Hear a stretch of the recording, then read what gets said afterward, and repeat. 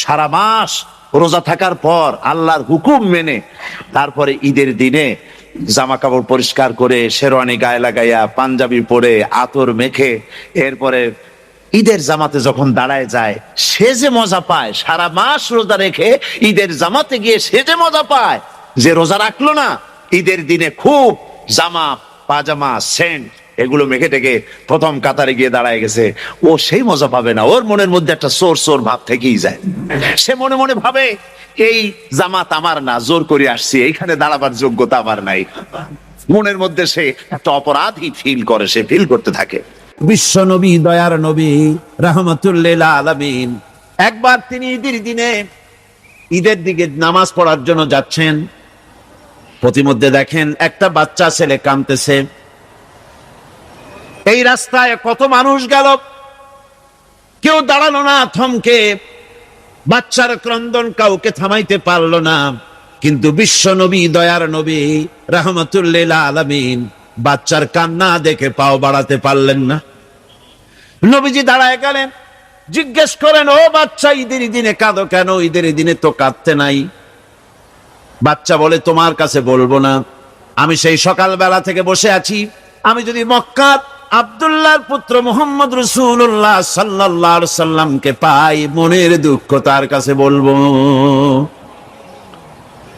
বিশ্ব নবী জমিনের উপরে বসে পড়লেন, বাচ্চারে কোলের উপরে উঠায় বলেন, বাচ্চা বলো কি তোমার দুঃখ? তুমি যার জন্য বসেছো আমি তো সেই এতিম নবী, কি বলতে চাও? বাচ্চা বলতেছেন, ইয়া রাসূলুল্লাহ, আমার বাবা মারা গেছে সেই ছোট্টবেলায়, একেবারেই তখন মায়ের পেট থেকে আমি আসার পর বাপ মরে গেল, আমার মা আর একজনের সঙ্গে বিয়ে বসেছে, সেই পুরুষটি আমারে দেখতে পারে না, আমার মা যদি আমারে কোলে করে এসে সহ্য করতে পারে না, আমারে চুমা খাইলে সহ্য করতে পারে না, আমারে খাবার দিলে মা মার খায়। আজ ঈদের দিনে রাতে আমার মা আমাকে বলল, বাবারে তোমার কপাল খারাপ, তোমার বাবা মারা গেছে, তোমাকে সাহায্য করার কেউ নাই, আমি তোমার যত্ন করতে পারলাম না, কোলে নিয়ে চুমাও দিতে পারি না, আমার এমনই কপাল খারাপ। সুতরাং এতিমের দরদ এতিম ছাড়ার কেউ বুঝবে না, তুমি আজ চলে যাও, ওই রাস্তায়, ঈদের রাস্তায় দাঁড়ায় থাকো, মাঠের রাস্তার পাশে, বিশ্ব নবীর কাছে তোমার দুঃখ বলো, এতিমের দুঃখ তিনি বুঝবেন। আমি মায়ের কথা মতো এই জায়গায় এতক্ষণ বসে আছি, হুজুর আপনি দয়া করে আমার কথা তো আপনার কাছে বললাম, আমার মনের এই দুঃখ। নবীজি বাচ্চার কথা শুনতেছিলেন, চোখ দিয়া পানি পড়তেছিল, বাচ্চাকে বুকের সঙ্গে জড়িয়ে ধরে নবীজি বলেন, ও এতিম, মুহাম্মদ সাল্লাল্লাহু আলাইহি ওয়াসাল্লাম যদি তোমার পিতা হন আর হযরতে আয়েশা যদি তোমার মা হয়ে যায়, বলো তোমার মনের দুঃখ মেটে নাকি?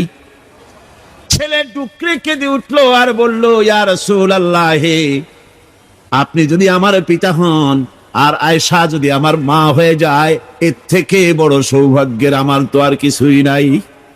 রাসূল তো এতিমদের সরদার, পৃথিবীর কোন এতিম যেন বলতে না পারে, নবীজি আমার ব্যাপারে কি বলবেন, আমি তো এতিম মানুষ, আর তিনি আমার ব্যাপারে কিভাবে আমার দরদ বুঝবেন?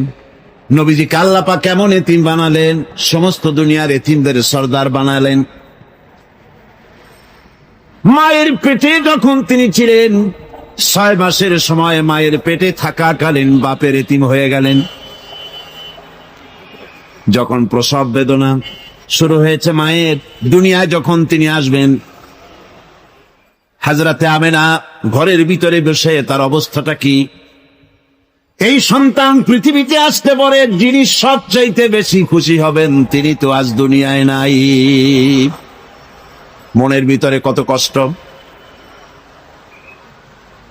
আল্লাহ রাব্বুল আলামিন তার হাবিবকে দুনিয়া আনলেন।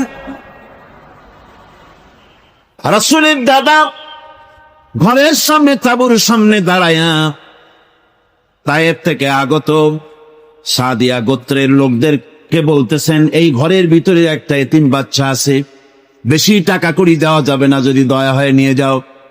গরিব মানুষ, এতিম মানুষ দেখে শুনে কেউ আর নিতে চায় না।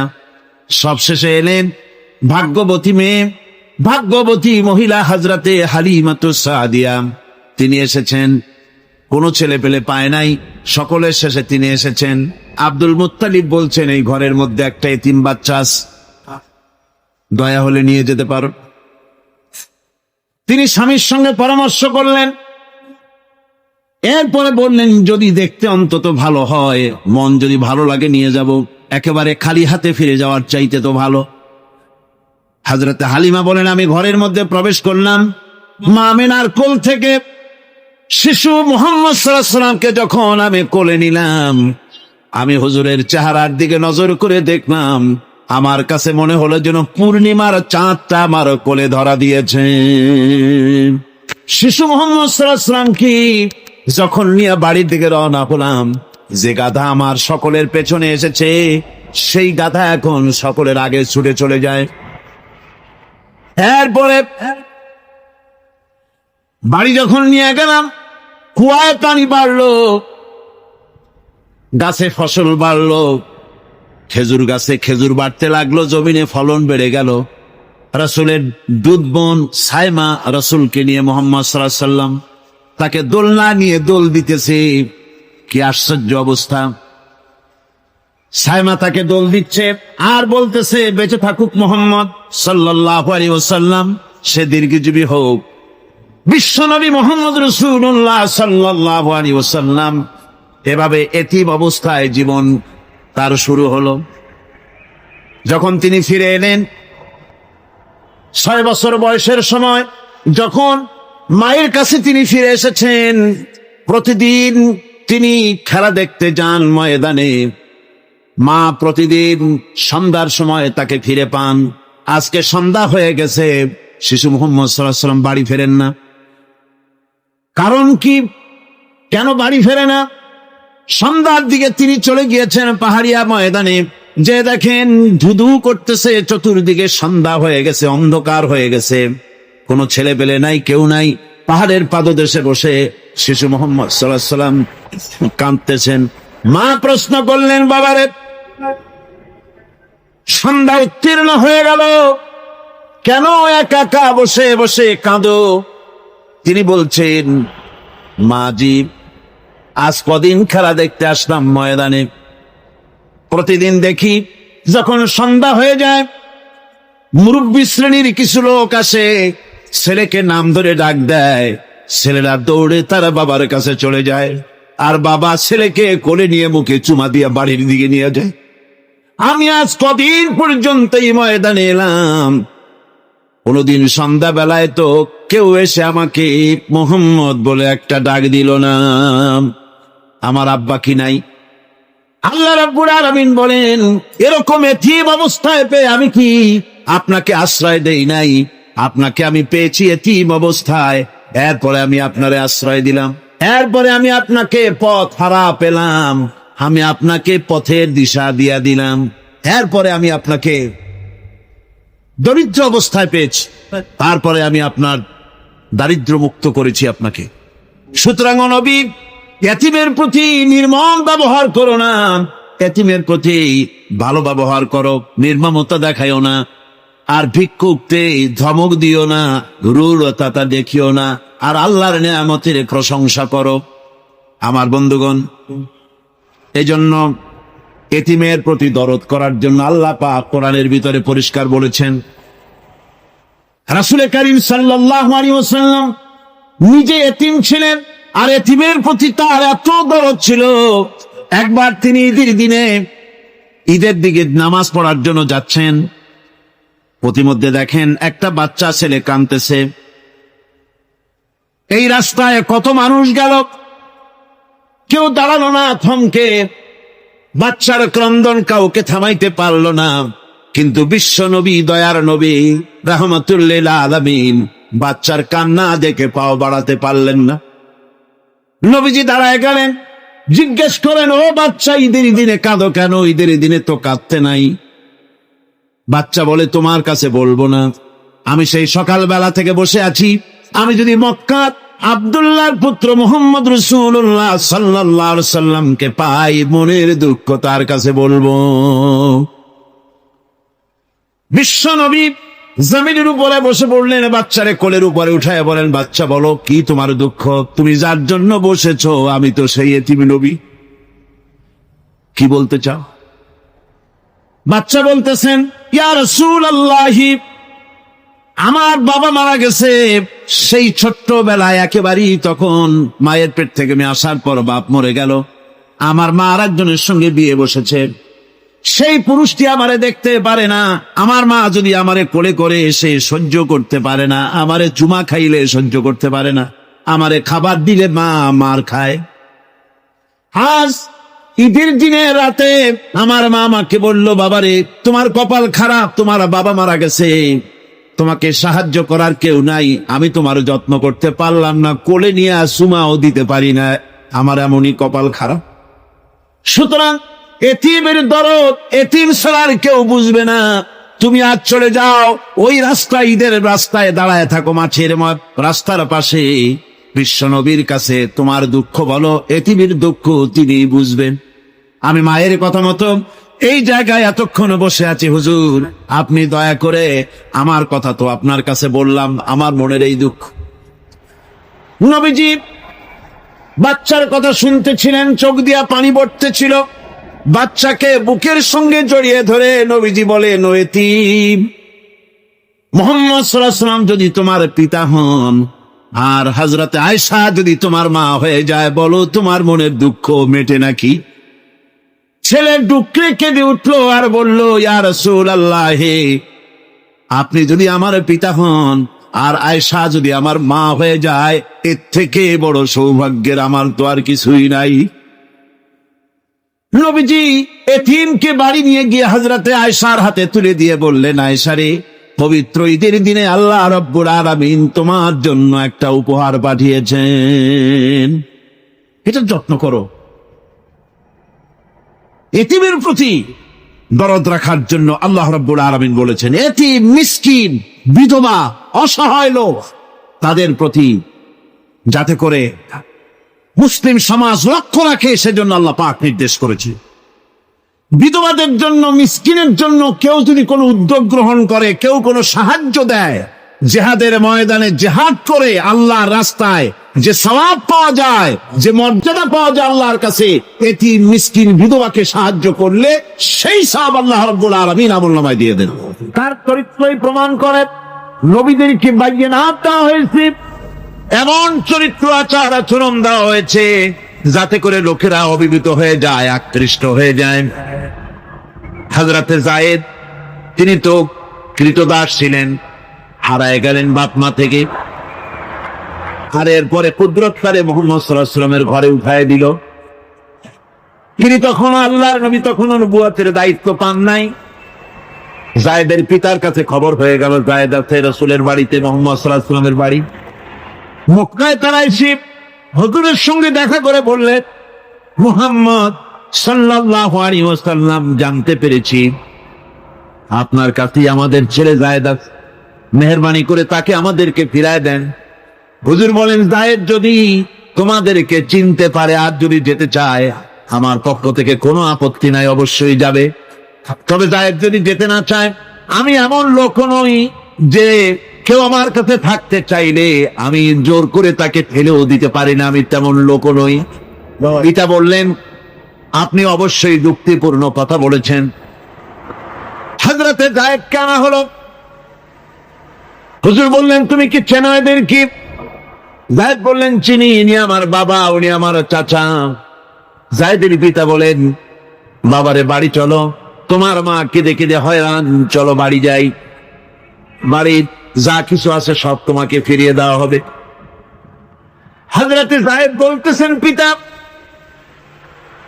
বাড়িতে যা আছে তাই শুদ্ধ, তামাম দুনিয়াটা যদি আমারে দেওয়া হয়, এই লোকটির কাছে থেকে যে ব্যবহার পেয়েছি, আমি এই লোকের কদম ছেড়ে যেতে পারি না। তার চরিত্রই প্রমাণ করে তিনি নবী, কি ব্যবহার পেয়েছেন। হযরত আনাস রাদিয়াল্লাহু তাআলা ছোট মানুষ, 8 বছর বয়সের সময় হুজুরের খাদেম হয়ে হুজুরের বাড়িতে আসছে। হযরত আনাস রাদিয়াল্লাহু তাআলা বলেন, একাধিক ক্রমে টানা 10টি বছর রাসূলের খেদমতের ভিতরে নিয়োজিত ছিলাম। 10টি বছরের ভিতরে একটা দিনের জন্য নবীজি আমাকে ধমক দিয়ে কথা বলেন নাই। তো ধমক দিলেন না আমারে, এটা করছো কেন, এটা করো নাই কেন? আল্লাহর নবী এমন এক মহান সত্তা ছিলেন যে তিনি দোয়া আল্লাহর দরবারে হাত উঁচু করতে দেরি আছে, কিন্তু দোয়া কবুল হতে দেরি নাই। হিজরত করে মদিনায় এসেছেন, নামাজ পড়তে দিল চায়, কাবা শরীফের দিকে ফিরে যদি নামাজ পড়তে পারতাম দিলটা বড় ভালো লাগতো, কিন্তু হাত উঁচু করে মোনাজাত করতেছেন না, আল্লাহর কাছে বলতেওছেন না যে আল্লাহ তুমি আমার কিবলাটা বাইতুল মুকাদ্দাস থেকে ফিরাইয়া মক্কা শরীফে বাইতুল্লাহর দিকে ফিরাইয়া দাও, মুখেও বলতেছেন না, মনেও না, শুধু আকাশের দিকে বারবার তাকাচ্ছেন, মোনাজাত করেন নাই। মনে মনে আশা পোষণ করতেছেন যদি এমন একটা ওহী নাযিল হয়ে যেত। আল্লাহ রাব্বুল আলামিন সঙ্গে সঙ্গে রাসূল জোহরের নামাজ পড়তেছিলেন, 2 রাকাত পড়া হয়ে গেছে, এমন সময় ওহী নাযিল হয়ে গেল, ও নবী আমি দেখতে পেয়েছি বারবার আপনি আকাশের দিকে তাকাচ্ছেন, আমি দেখতে পেয়েছি, আর দেরি নাই, আপনার মনের আশা পুরা হয়ে গেছে, এক্ষুনি আপনার কিবলা পরিবর্তন করুন। হুজুর 2 রাকাত পড়েছিলেন বাইতুল মাকদাসের দিকে ফিরে, বাকি 2 রাকাত তিনি মক্কা শরীফের কাবা শরীফের দিকে ফিরলেন। আজও পর্যন্ত সেই মসজিদ আছে, সাক্ষ্য দিচ্ছে নবীর কথা কিভাবে মঞ্জুর হয়। মসজিদে কিবলাতাইন মদিনা মুনাওয়ারায় সে মসজিদ আজও আছে। ভাইরামা, রাসূল পাক সাল্লাল্লাহু আলাইহি ওয়াসাল্লাম এত বড় মর্যাদা সম্পন্ন ব্যক্তিত্ব, মহান ব্যক্তিত্বের উম্মতের মধ্যে আল্লাহ আমাদের শামিল করেছেন। শুকরিয়া স্বরূপ আমরা পড়ি আলহামদুলিল্লাহ, জোরে সোরে পড়েন আলহামদুলিল্লাহ। আমার ভাইয়েরা, মর্যাদা এত বেশি আল্লাহ রসুলকে আল্লাহ রাব্বুল আলামিন দান করেছেন। এই পৃথিবীতে কোন মানুষের সঙ্গে যদি আপনি বেয়াদবি করেন, তিনি আপনার বাপ হোক, তিনি আপনার মা হন, অথবা আপনার উস্তাদ হন, অথবা আপনার পীর হন, যে কেউ হোক না কেন, কারো সঙ্গে যদি কোনো বেয়াদবি হয়ে যায় তো শুধু একটা বেয়াদবি ছাড়া আর কিছুই না। কিন্তু নবীজির সঙ্গে যদি কেউ বেয়াদবি করে সেটা শুধু বেয়াদবি থাকে না, কুফরি হয়ে যায়। রাসূলুল্লাহকে কেউ তাওহীন করলে, অসম্মান করলে, সমালোচনা করলে কাফের হয়ে যায়। রাসূল পাক সাল্লাল্লাহু আলাইহি ওয়াসাল্লাম তার সামনে সাহাবায়ে কেরাম বসা, হুজুর কথা বলছেন, সাহাবায়ে কেরাম তারাও কথা বলছেন। কথা বলতে বলতে এক পর্যায়ে সাহাবীদের গলার আওয়াজ বড় হয়ে গেছে, হুজুরের গলার আওয়াজ শোনা যায় না, সাহাবীদের গলার আওয়াজটা বড় হয়ে গেল। আল্লাহ রাব্বুল আলামিন এতটুকু বরদাস্ত করলেন, আমার নবীর গলার আওয়াজের চাইতে তোমাদের আওয়াজ বড় হলো কেন? সঙ্গে সঙ্গে ওহী নাযিল হয়ে গেল, ও বিশ্বাসীরা খবরদার, তোমরা যারা ঈমান এনেছো শোনো, তোমাদের গলার আওয়াজ যেন আমার নবীর গলার আওয়াজের চাইতে বড় না হয়ে যায়। যদি তা হয় জীবনের সমস্ত ভালো কাজগুলি আমি আল্লাহ বরবাদ করে দেব। আজ পর্যন্ত এই আয়াতে কারিমা রাসূল পাক সাল্লাল্লাহু আলাইহি ওয়াসাল্লামের রওজায়ে আতহারের সামনে সবুজ সাইনবোর্ডের উপরে সোনার অক্ষর দিয়ে এই আয়াতে কারিমা লেখা রয়েছে, সুবহানাল্লাহ। সর্বকালের, সর্বযুগের সর্বশ্রেষ্ঠ মহামানব, সর্বশ্রেষ্ঠ বিশ্বনবী, আল্লাহর পরে যার মর্যাদা, তিনি হচ্ছেন মুহাম্মদ রাসূলুল্লাহ সাল্লাল্লাহু আলাইহি ওয়াসাল্লাম। ধুলির ধরা থেকে রাসূলকে আরশে আজিমে নিয়ে যাওয়া হবে। বোরাক এলো, বোরাক হচ্ছে মার্তুন থেকে উৎপত্তি, এর অর্থ হচ্ছে বিজলি, বৈদ্যুতিক গতি সম্পন্ন, ঘোড়ার চাইতে ছোট, খচ্চরের চাইতে বড়, এই জাতীয় একটা প্রাণীর মতো হযরত জিবরাইল নিয়ে আসতে। আমাদের দেশে কারো কারো বাড়িতে আয়নায় বাংলানো থাকে এই ছবিটা, ঘোড়া আছে, 2টা ডানা আছে, মাথাটা মেয়ে লোকের মতো, চুলগুলো ঝুলে পড়ছে, নিচে লেখা আছে হাজা বোরাকুন নবী সাল্লাল্লাহু আলাইহি ওয়াসাল্লাম। আন্দাজে কোথায় পাইছে আল্লাহ, মিথ্যে কথা, বাজে কথা। আল্লাহ এরকম একটা মেয়ে লোক মার্কা ঘোড়া পাঠাইছিল হুজুরকে নেওয়ার জন্য, একটা কথা হইল। রাসূলকে মক্কা থেকে, উম্মে বাবে উম্মে হানি থেকে হুজুরকে বের করে নিয়ে যাওয়া হলো বাইতুল মাকদাস। সমস্ত পয়গম্বর, দুনিয়া আল্লাহ যাদের পাঠিয়েছিলেন সমস্ত রূহ উপস্থিত ছিল সেখানে। রাসূল করিম সাল্লাল্লাহু আলাইহি ওয়াসাল্লাম এখান থেকে মেরাজ করলেন, এতটুকু ছিল ইসরা। কোরআনে কারীম বলছে সুবহানাল্লাহ, সমস্ত দুর্বলতা অক্ষমতা থেকে মুক্ত সেই সত্তা যিনি তার বান্দাকে ইসরা করিয়েছেন, মেরাজ করিয়েছেন। কাল সুবহানাল্লাহ। সমস্ত দুর্বলতা অক্ষমতা থেকে মুক্ত তিনি পার করে নিয়ে গিয়েছেন। আর পরে মুহূর্তের ভিতরে মহাশূন্য পাড়ি দিয়ে, সেই মহাশূন্য মানে কি? এইখান থেকে সূর্য কত দূরে বলেন না? 9,30,00,000 মাইল দূরে এখান থেকে সূর্য।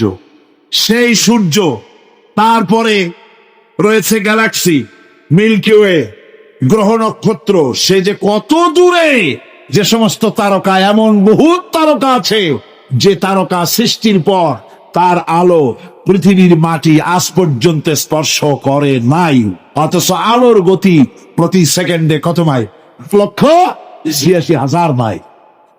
এই 1,86,000 মাইলের সেকেন্ড, এর মিনিট, এর ঘন্টা, এর দিন, এর সপ্তাহ, এর মাস, এর বছর, এটাকে বলা হয় লাইট ইয়ার, আলোকবর্ষ।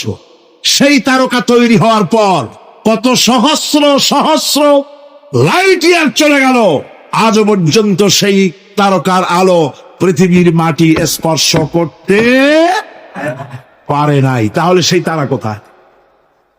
আল্লাহ রাব্বুল আলামিন তার হাবিবকে চাঁদ, সূর্য, গ্রহ, নক্ষত্র, মহাশূন্য পাড়ি দিয়ে, তারপরে 7 আকাশ পাড়ি দিয়ে সিদরাতুল মুনতাহা পর্যন্ত নিয়ে গেলেন। জোরে কোন সুবহানাল্লাহ।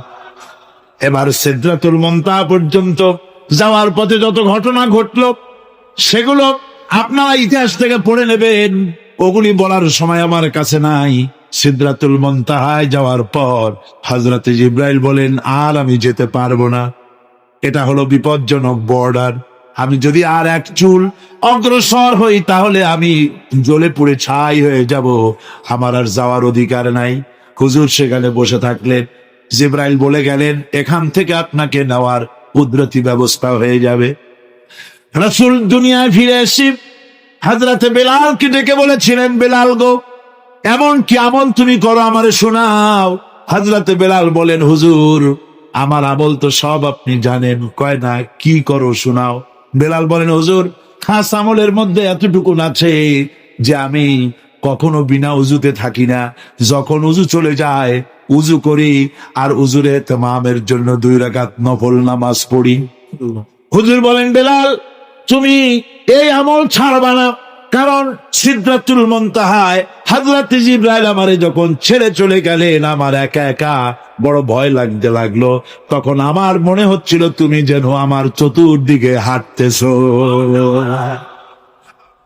আমার ভাইরা, রফরাত নামক বিছানা চলে এলো।